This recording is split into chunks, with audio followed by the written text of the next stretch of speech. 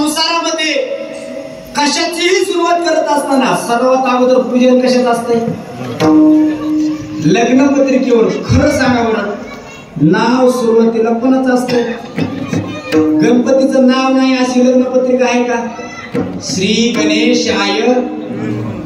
लग्नामध्ये शुभ मंगल, तिथं देखील मंगल आलेलं.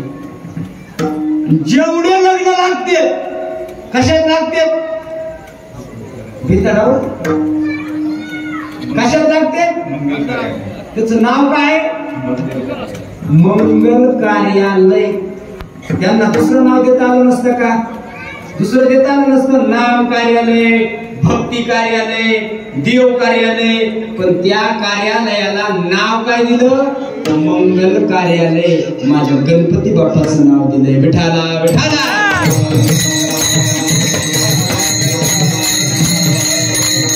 म्हणून आजपासून लक्षात ठेवायचं, गणपती बाप्पा ही मूर्ती कशाची आहे? मंगल मूर्ती. नामातून प्रगट झालेली मूर्ती म्हणजे गणपती बाप्पा आहे. म्हणून कधीही गणपतीचं स्तवन करूनच कुठल्याही कामाला सुरुवात करत जा.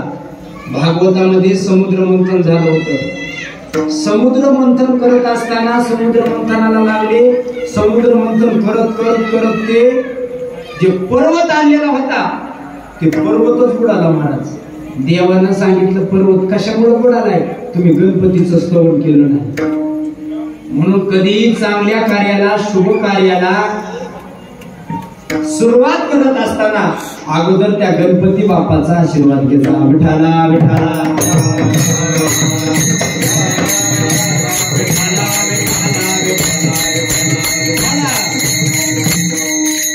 मग आमचे गणपती बाप्पा म्हणजे मंगल मूर्ती. मंगल मूर्ती बाप्पा. म्हणून तुकोबारायांनी आवर्जून शब्द वापरला, मंगळाचा मंगळ साठा.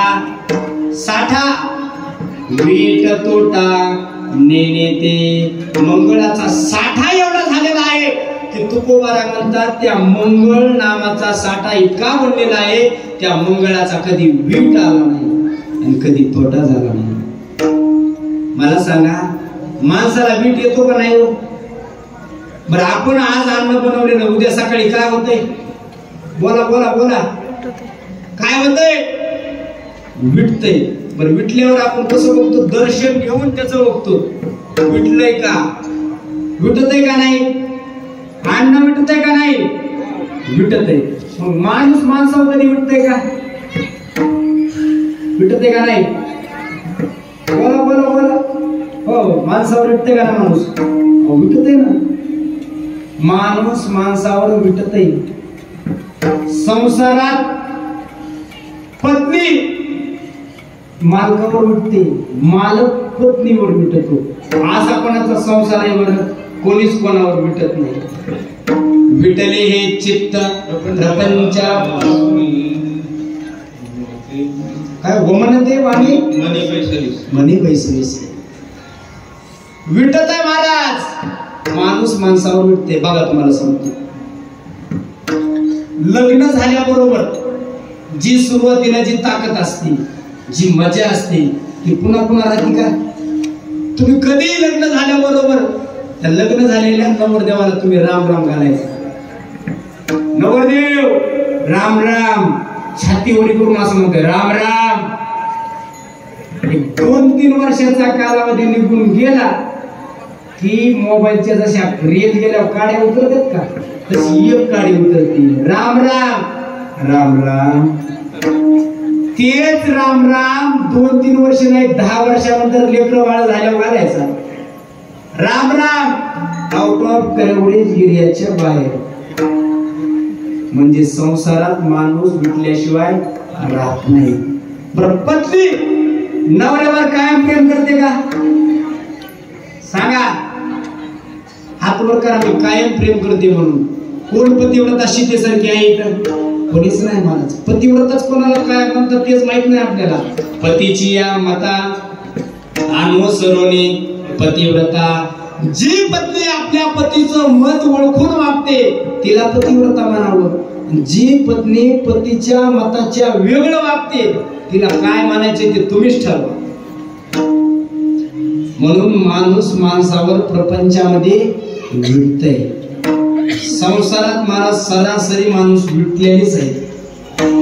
आता काही म्हातारे लोक असतात महाराज 70-80 वर्ष झाल्याच्या नंतर त्यांना परमार्थ करावं वाटते.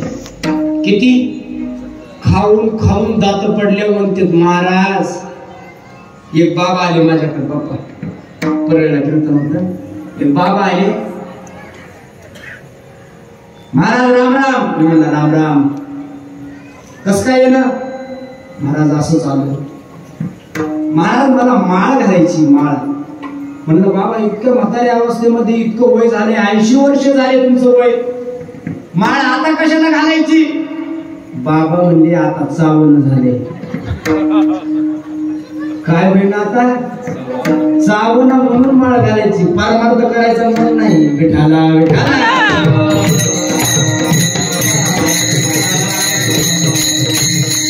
म्हणून संसारामध्ये कायम माणूस फुटलेला असतो. जे पत्नीचं सुरुवातीला मालकावर जे प्रेम असते ते शेवटपर्यंत प्रेम राहतं का. तर मालकाचं पत्नी जे असते ते राहतं का नाही. महाराज लग्न झाल्याबरोबर तुम्ही घरात कोणाला विचारा, त्या पत्नीला विचारायचं होय मला कुठे. इतकी हसून गेर टाकते महाराज आहेत की मधीच